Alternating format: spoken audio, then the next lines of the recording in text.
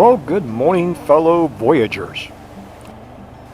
So I'm out this morning just doing my bi-weekly routine of getting the Spyder's oil temperature up for a little while, burning off all the moisture in the crankcase and charging the battery and such. And while I'm at it, it gives me a time to pontificate, which I love to do. So as we prepare for this spring road trip to Alaska, in just, talking to our friends and family, the same question comes up repeatedly. Drive? Why not fly? Why not take a cruise ship? Something more sane. And what they're really not saying is something less dangerous. And which brings the question, why indeed? And I've been trying to work on a little poem, and I've just got the start of it because in trying to figure out my own psyche, I'm stumped. So, this is the poem so far. Why are we drawn to the long gray path? Why do we choose to leave hearth and home to answer the song of the siren, knowing that the specter of hardship and danger will be our travel companions? So that's as far as I've gotten in the poem, just asking the question, why?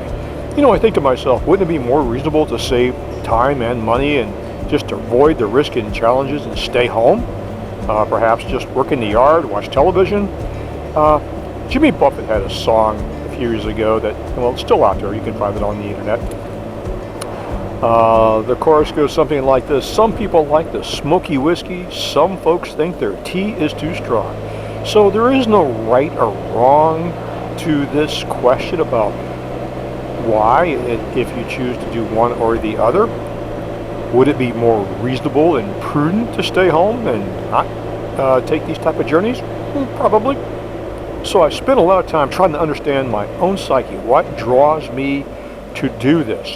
John Steinbeck asked the same question in the start of his book, Travels with Charlie, which was a great travel essay, by the way, if you haven't read it.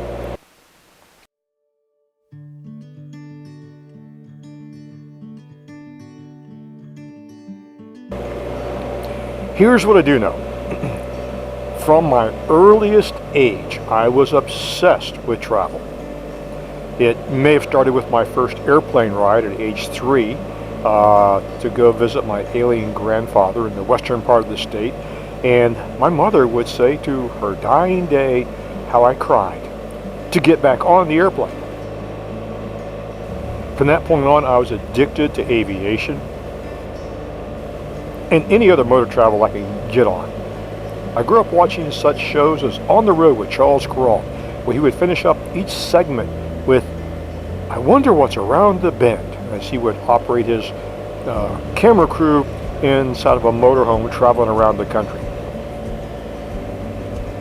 In fact, my imagination at the time was occupied with pretty much all forms of travel. Sometimes it was a starship, I'll give you that, and sometimes it was just a motorcycle. I would get on my bicycle and pretend like it was a motorcycle.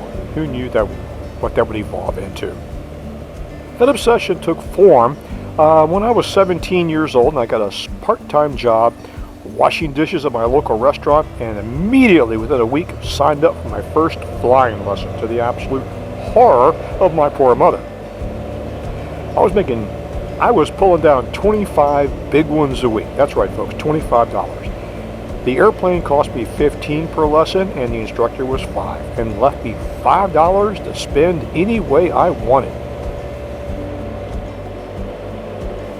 So after graduating high school, I enlisted in the United States Air Force, and during the second week of boot camp, they let you make a list of places you want to be stationed for your first tour of duty. And they make the mistake by letting you make this request in your second week of boot camp. By that time, I was rather homesick, so I wanted to go home. So I picked my closest Air Force base, which was over in Hampton, Virginia, and they gave it to me. Now, I did get several temporary duty assignments down to Florida for some exercises, and also I got to go to Alaska. They needed some volunteers, and strangely enough, very few people wanted to volunteer, and they thought that I was crazy because I volunteered to go to Alaska in January. But it was an amazing trip. So what is it about travel that I like? What is the draw? Well, Several reasons. When I'm operating a vehicle outside of my normal life, I'm driving a car, riding a motorcycle back in the day when I was flying my airplanes, it gave me time to reflect and evaluate and make recommendations to myself on things that I can change, because really you're busy doing the task at hand, operating the airplane, the motorcycle, or the car, that the only thing you can really do is think. So that gives you time to focus. And when I would have a thought or an idea, I would do my best to make a note of it. Now, I've also found out that later on, when I learned I was dyslexic and my short-term memory took a hit because of that, I have been carrying a small voice recorder with me for almost 30 years. And whenever I have an idea, I would simply make a note on my voice recorder, then later on transfer that to my notebook. And that system worked for me. So that's the first one. It gives me a chance to reflect on my own life. And then there is the satisfaction of planning and executing a complex trip. You know, it is often said by the Stoic philosophers that if your dreams and goals don't scare you, they're not big enough. So I think I've tried to accomplish that, and I must admit that this upcoming trip to Alaska is intimidating. It's a big thing to chew off, but we're going to give it a shot. And what are some of the other things that I like about travel? Well, I get to experience the different landscapes, the Great Plains, the deserts of the Southwest, the Rocky Mountains, the different foods. Yes, even in our homogenized society, if you stay away from the chain restaurants, the quality of the food in many of these small family-owned restaurants are fantastic. That's what we discovered, that New Mexican cuisine is not Mexican cuisine, and it is far and above the type of food we can get locally. And I get to experience the different cultures. And you're probably thinking, well, if you're traveling in America, it's all one culture. No, it's not. My first trip to Arizona many years ago, we were at a roadside tourist attraction gift shop, and the young lady working the counter appeared to be an indigenous American, and she was advertising the price of cigarettes to the travelers on her CB radio. So I went up just to strike a conversation. I said, I got a silly question. Back in the 70s, when I was a CBer, I was of the impression it was illegal to use a CB radio for commercial purposes.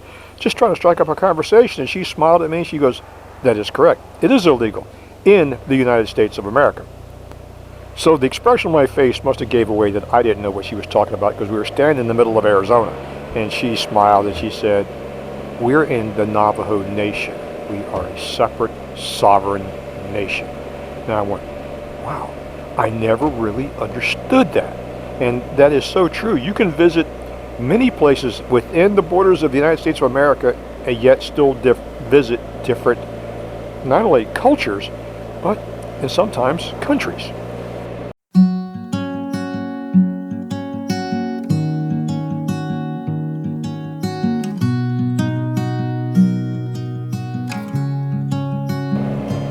So Miriam and I were talking as I was trying to jot down some talking points for this video, and she said, you forgot about the big one. And I said, well, what is that? And she said, a road trip is something that every person needs to take with their potential partner or spouse.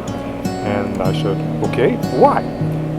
And we went on to discuss how the joint decision-making process, where to go, what to pack, when to stop, where to eat, what to do when you get there, what to take, builds up and causes decision fatigue, and it can be exhausting. And if both of you have to work through these issues every single day for every single hour,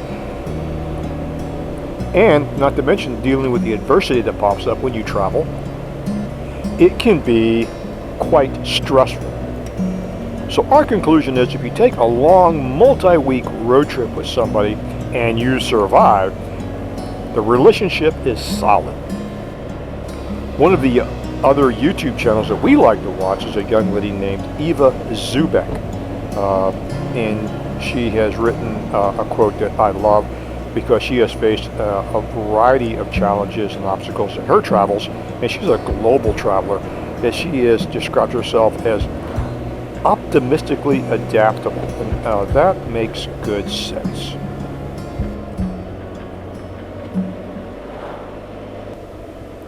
So maybe it's just that I like a good challenge.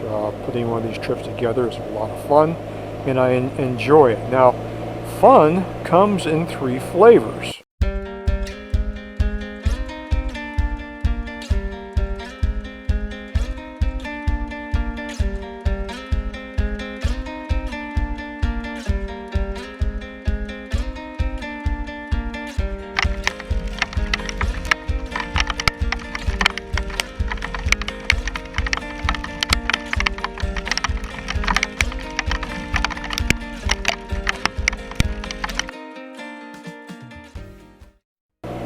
You know a bit about that Wolf Creek Pass incident.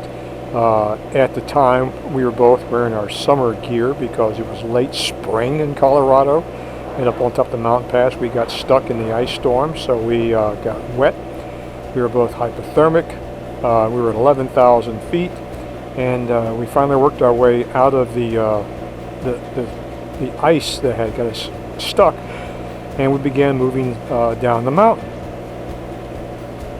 I looked at the entire episode as a series of problems to be solved and worked through, and I was commenting to myself about how well the Spyder is handling in the circumstances.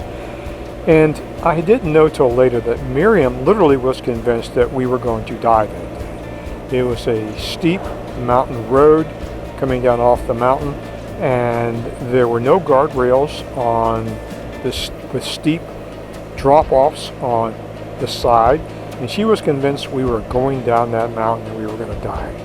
So it was interesting that I looked at it totally differently than she did.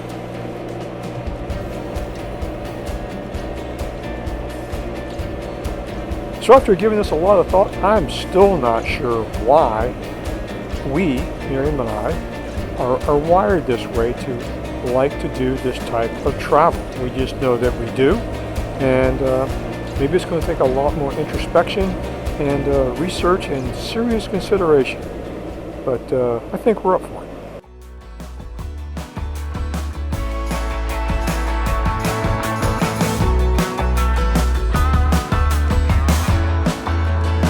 If you enjoyed this video, give us a thumbs up. If you want to see more of our travel-related content, just check out the rest of our channel. And don't forget to subscribe. We don't know where we're going, we just want to get gone.